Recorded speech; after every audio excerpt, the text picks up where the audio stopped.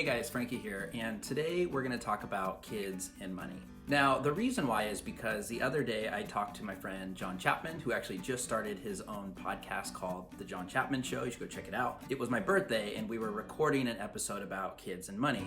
Now, John himself has 3 kids. I have no kids, so you might be wondering, why did he invite me onto his show to talk about kids and money? And the reason is because I actually used to be an educator. I taught high school English for 4 years in California, and I started back when I graduated college in 2007, so it's been about 6 or 7 years since I've been in the classroom, but I had a unique perspective about how kind of curriculums are created and what financial education does or doesn't look like in the classroom, and I can tell you it's pretty much non-existent, or at least it was. In prepping for that conversation, I actually learned quite a bit about the state of things in the classroom today, and it's a lot different than what I thought I was going to find. Surprisingly, we are actually making some pretty good progress across the nation when it comes to teaching financial education in the classroom. There are actually 20 states that require teaching financial education as a part of their standards and curriculum. One of those states, Utah, actually tests against it at the state level. And then there's 20 states or so that do have some sort of formal financial education standards written in, but usually it's up to the schools or the teachers how to fit it in within other classes, like let's say math or history, for example. And that leaves 10 states or so that have zero type of requirement, optional or not, to teach in the classroom. So the key is to start at home and not be dependent on legislation in the classroom in the future. And you learn how to do geometry proofs in school, but you never learned how to compound your investments, or even how to make an investment, but who's really paying attention? So even though there's been progress in schools, kids actually learn about money at a very early age at home. For the most part, they learn it from their parents, but they're learning it all the time from media. They're learning it via peer pressure from their friends, when they start to compare what they have versus what their friends have at a very young age. Now, there was a lot of great stuff that came up during that conversation, and I'll link it below when it is available to download and listen to, and I hope you check it out. But today I just wanted to recap sort of 5 major takeaways from that conversation. Okay, so how do we do it? How do we introduce the concept of money at home, and what are some tips and tricks to kind of teach them and educate them about money early on? So the first tip here is actually to just rethink allowance altogether. I remember personally growing up and just getting $5 cash every single Friday, and it wasn't related to if I did my chores or did them well or not.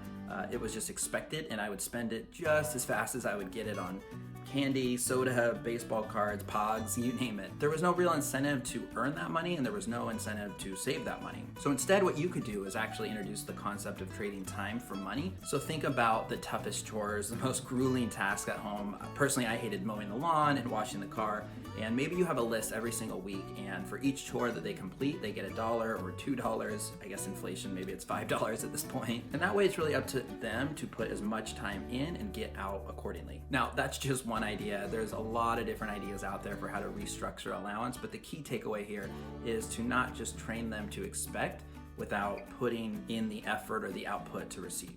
Now, number 2 is to consider matching big purchases that they're thinking about or things that they want. So whether it's toys or, nope, that's it, it's probably toys. If they're constantly talking about one thing, that bike, that new doll, whatever, that they really want, tell them that if they save up for it, that you'll cover half of it. So if that thing costs $50, if they're willing to save up $25, you'll put in the other $25 and you can buy it together. Now, this is just a really early, easy way to sort of plant the seed about an employee match when it comes to your 401k as an adult. But also it just lets them sort of taste what success looks like and instills confidence when it comes to their saving habits. Okay, and the third tip here is to actually show them, or rather encourage them, around their ideas for earning money themselves. So, obviously we've all had lemonade stands. That's one easy way to start, but maybe it's doing chores for neighbors, or checking in on neighbors' pets when they're out of town, or walking their pets, for example, and they could honestly just go door to door and ask and see if anyone in the neighborhood needs help. The basic idea here is kids like to feel like a grown-up, and what's more grown-up than working and earning more money and finding creative ways to do so.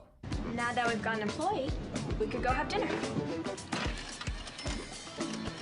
We throw away a banana for every buck we take so no one finds out. I think you should do that math again. What? Why? Is it wrong? Speaking of this concept of kids liking to feel grown up and what's more grown up than money, that brings us to number 4, which is to talk to kids about money and to also think about the way you talk about money around them. Kids are obviously extremely impressionable, and John said something really cool during our recording that his dad used to say to him. The quote was something like, "More is caught than taught."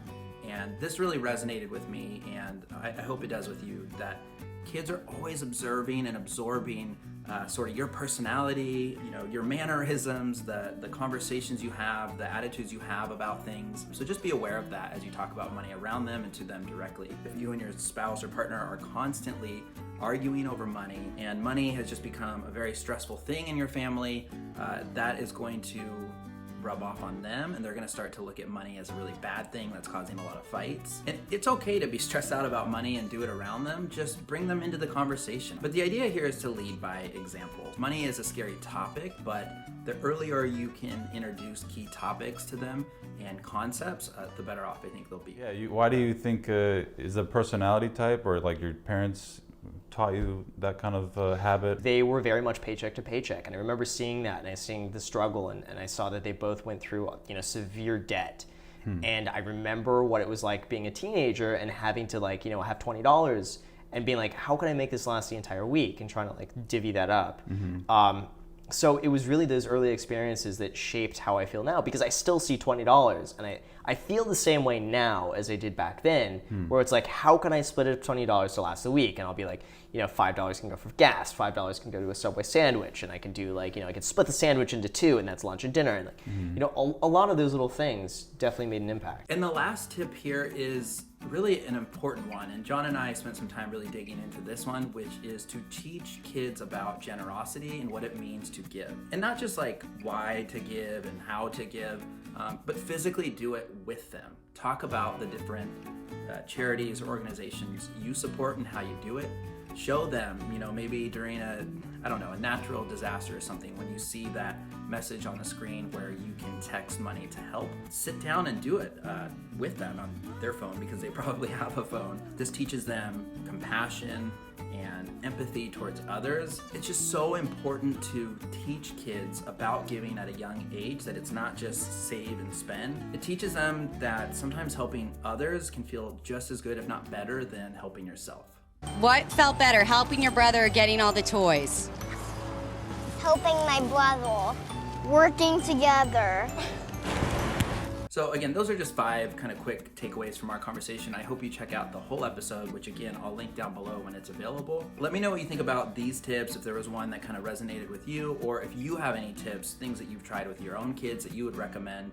Or even some funny failure stories. Any of that is all game here down in the comments below. Also, in the description below, I'm going to drop a few links in there for other resources that I recommend. So whether it's books or other YouTube channels or videos, check those out down below. And that's really it, guys. It's an important topic. It's one that I've been wanting to talk about. I'm so happy I got the opportunity to talk about it with him, and it made me just want to share some of those thoughts on my channel here as well. So thanks as always. Drop a like if you appreciated this video. Comment, subscribe if you haven't, and as always, I will talk to you soon. Thanks. Actions speak louder than words, right? So I think even before you're having conversations with your kids at home, just know that they're constantly observing you. This actually starts at home, and it probably needs to finish at home. And so as much as we want to teach our kids, I think they're going to, like a silly phrase my dad used to say, is more is caught than taught. I'm so glad you brought that up, because that's really important for me, and that's a family value that I want to pass on to my 3 kids. But it's save, spend, and give. I mean, that's just one of the core things that you have to think about. Financial technology popping up every day, apps are I imagine that the way people even pay allowance is probably through Venmo these days, right? Everything has just changed and evolved. And so I know that even if it's not necessarily in your state or in your classrooms, there's tons of resources, whether it be, phone apps or, YouTube is an excellent resource, for example. Thanks, John. Hey, I didn't tell you, but it's actually my birthday today. Speaking of birthdays.